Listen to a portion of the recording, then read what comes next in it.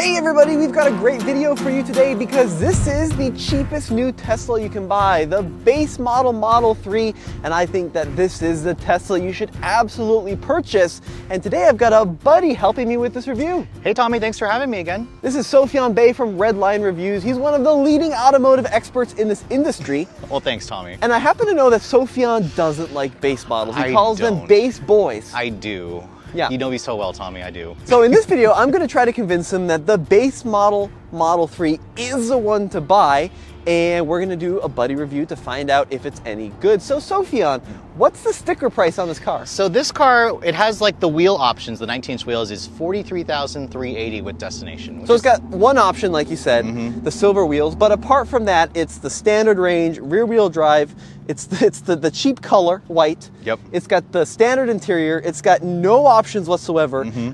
Before destination, base price on this is like 40 and some change. 40 and some change, yep. Yeah, but visually, would you agree there is almost no way to tell this car from like a fully loaded performance, which is going to be 55 plus? Oh, absolutely, and that's kind of the problem with a lot of Tesla vehicles is the base model really doesn't look that much different aside from the wheels. Well, you call it a problem, I call it an advantage. I guess that is true, yeah. So let's talk about the design, because the Model 3 basically looks unchanged from 2018.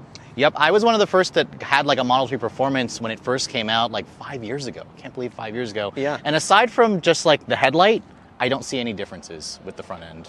Yeah, I mean, look, the bumper design is basically the same. The way the hood is integrated is basically the same. The side profile is virtually unchanged. The way the door handles work, all of it is basically unchanged. So you could have your car, which would be 5-6 years ago, brand new, and they look almost the same.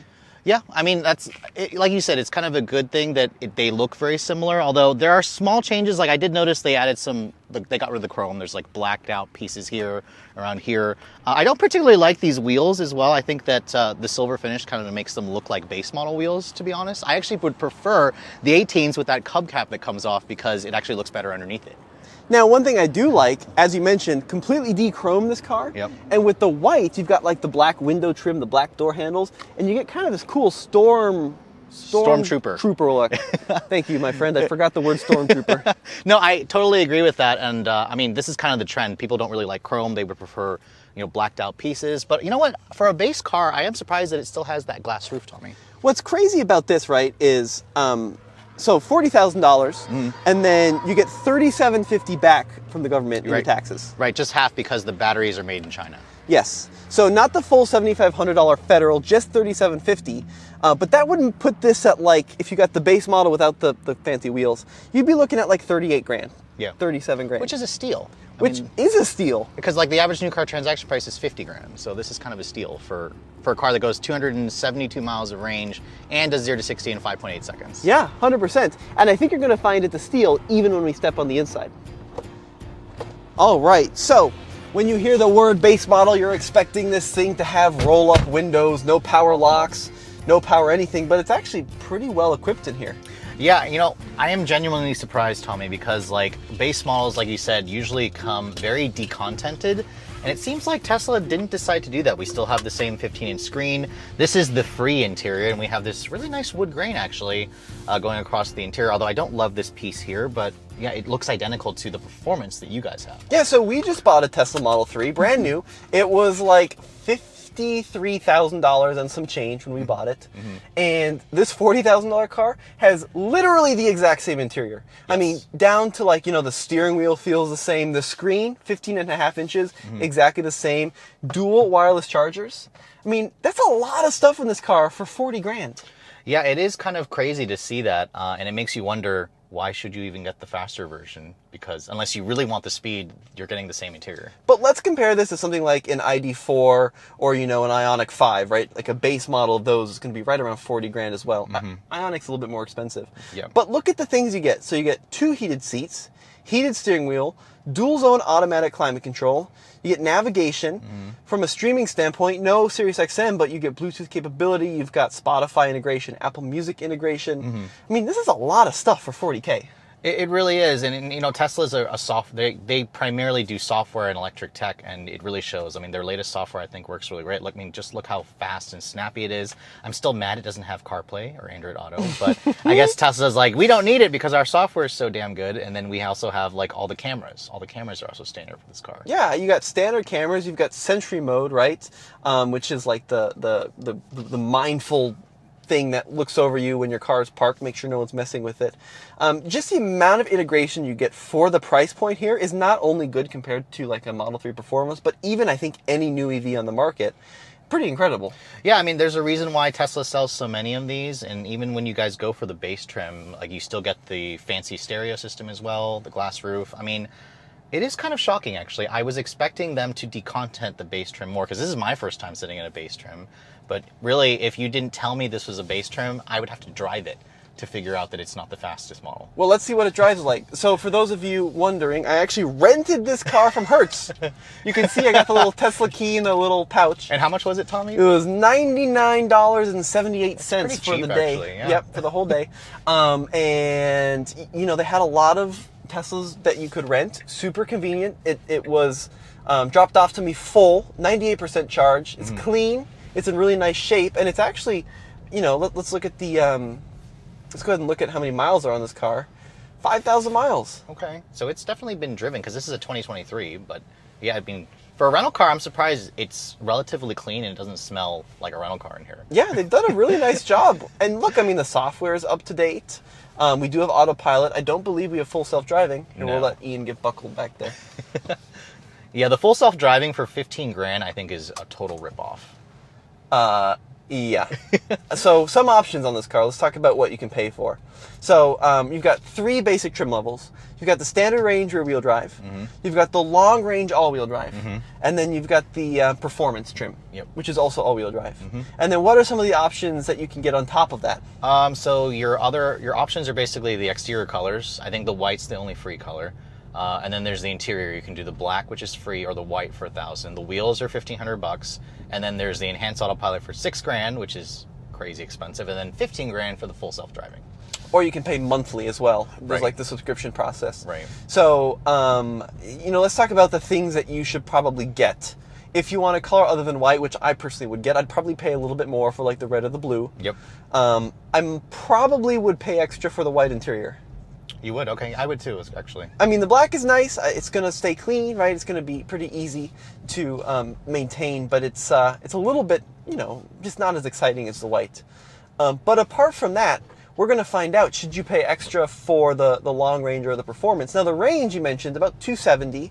It's 272 on the standard wheels. These ones drop it down about 267. Is that enough range, do you think, for your daily life? You know, I think that it actually is probably enough. I mean, a lot of these other competitor EVs are around the 250 mark. It's kind of harder to find it across the 300 mark. So for the price point and the performance and the range that it gives you, I think it's actually a pretty good deal. All right, Sophian, so moment of truth. One thing I've been wondering, your car didn't have a power trunk. Do you think the base model does for 23? I'm going to say no, because I think the performance has it. For sure. Yes, it does. But I feel like they would have had to take that out. All right, you want to give it a try? Look at that! Did you know that, Tommy? I did not know that, no. Genuinely, I was curious. Okay. So even the base model has a power liftgate, and you've got the usual Tesla trunk back there. Back here, you've got your charge connector. Oh, look, Hertz even gives you the little dongle. That's pretty cool. They give you a little charging kit. That's quite nice. So a good-sized trunk, Model 3 trunk, and it's got the power trunk lid. Color me impressed. Ready to try out the acceleration? Yes. Okay, full throttle. Okay. Up to the speed limit of 55. Right there. Wow. It's pretty good. I mean, honestly, like this is, for the price, it's fast. So it's not going to break your neck like a performance will. And one thing I've definitely noticed on this standard range car versus both the performance and the long range is it's pretty slow off the line. Yes. So you really don't get maximum acceleration to like 40, 45 miles an hour. Now we're cruising at 40. If I hit the accelerator, it's pretty damn good. Yeah. I mean, I almost feel like initially Tesla is kind of holding the car back it's almost like they're like, no, they bought the base model, so we're not going to give you full power right away. Because it's like a software thing. I feel like it's all software that they're limiting the car's horsepower, but yeah, once you're moving, it's fast. They say 0 to 60 in this car in about 5.8 seconds. And then let's talk about the battery too. The capacity is roughly 60 kilowatt hours. I believe so, yeah. The Chinese-made battery is a little smaller, if I remember correctly. And this is what they call an LFP pack, which has its advantages and its disadvantages. One of the advantages is like LFP packs love to be fully charged, so you can charge that puppy up to full and not really worry about the battery degradation. I think LFP packs are typically a little bit less energy dense than your typical battery you'd find in other Teslas. But I mean, what gets me about this car is it doesn't feel any different than any other Model 3 I've ever been in. It's a lot cheaper, but the interior experience is the same. The UI interface is exactly the same. The sound deadening, the ride quality, all feel just as good as a much more expensive car. So are you saying that other manufacturers should go this route that Tesla's going, Tommy? Well, I mean, I think other manufacturers are having a hard time competing with this car, to be honest with you. I would agree with that. I mean, even this one with the stupid wheels, 43 grand. But if you compare that to a $43,000 ID4 or $43,000, you know, what a BZ4X, right? Right. This car offers a hell of a lot of value. It does. And fun to driveness. Look at that! You can just scoot in front of everybody. And that is what I do like about all electric vehicles. But I mean, I'm shocked at how good this car is. Because you know me, Tommy, I do not like to promote the base model cars. I'm always like, get more options. But I have to grudgingly admit, this is very, very nice for what you get. All right, my friend. So my driving position, I'm about 6 feet tall, just barely enough headroom. Yeah, you look like you might be a little cramped. Like if we hit a bump, Tommy, you might smack your head against that glass. Oh yeah, I definitely would. Yeah, this is where being shorter is definitely an advantage. But let's see, do we have a little armrest here? A couple of cup holders, and then we have rear seat air vents and USB-C ports. Oh yeah, that's right. They did add that because mine didn't have that, but. Yeah, I mean, the space here is really nice, and you have a completely flat floor here, although it's kind of narrow, so we probably wouldn't want to fit a third person here. No. Let's try the autopilot. So, you know, you got autopilot on. It doesn't do the automatic lane changes. Oh, that's right, because you have to pay $6,000 more for enhanced. Yes, you do. Exactly. But, I mean, look, it's doing everything that autopilot should do. Here, we'll try out the turning radius here as we turn around. It still does all the usual beeps. I haven't been in a Model 3 since I got rid of mine like 4 years ago, so this is like all deja vu to me. Do you ever miss yours? I do. I loved having a Tesla because of all the updates they gave you, how bloody fast it is, and got really comfortable cars also. It is. The seats are super comfortable. The supercharging network is really nice, and then when you want to pass people, it's just really easy to kind of squirt around traffic. You're right, though. It is funny how slow it is, like from 0 to 30.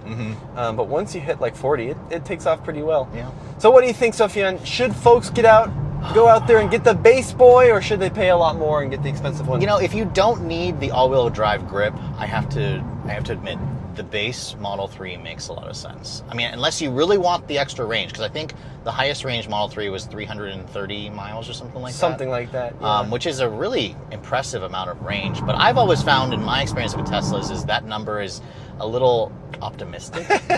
Yeah. I tend to find other manufacturers get more range than what's actually claimed versus Teslas. That's just my experience. But I mean, this thing at 92% was showing 240 miles of range, which I think is good enough for most people. Yeah, it's going to do your commutes, right? And like you said, you get access to the full supercharging network. You're 100% right. Like living in Colorado, it would be nice to have all-wheel drive. That's a really good thing to have. But if you live out here in beautiful California, sure, get the rear-wheel drive. You don't need all-wheel drive. Who cares? You just buy it for the speed. That's at that point where you buy it. Buy it for the speed. Sophia's a big speed person. I am. I just like going around slow people in traffic. Well, this car gets a big buy it from me. What about you? I'd say yes, although keep in mind there is a heavily revised version coming out. So yes, Tesla's doing their best to kind of push these out right now, because literally I went to Tesla's website. You can build one of these today and take delivery like this month. Wow. In June. That quick. Which is kind of crazy, although they probably have a big stockpile at a lot of Tesla stores, so just keep in mind, you can get it quick, but you might be a little sad when the new one comes out, because there's some big upgrades coming, supposedly. Yeah. Well, let us know what you guys think in the comment section below. Sophian, if people want to find you, how do they do that? You can find me at Redline Reviews on YouTube, on Instagram, on Facebook, and on TikTok. Yep. Be sure to check all of his socials out. Big thank you to well, actually, I paid for this car for Hertz. So not thank you to Hertz, No. but $99 well spent. Definitely, if you're considering renting one of these from Hertz, I'd recommend doing it.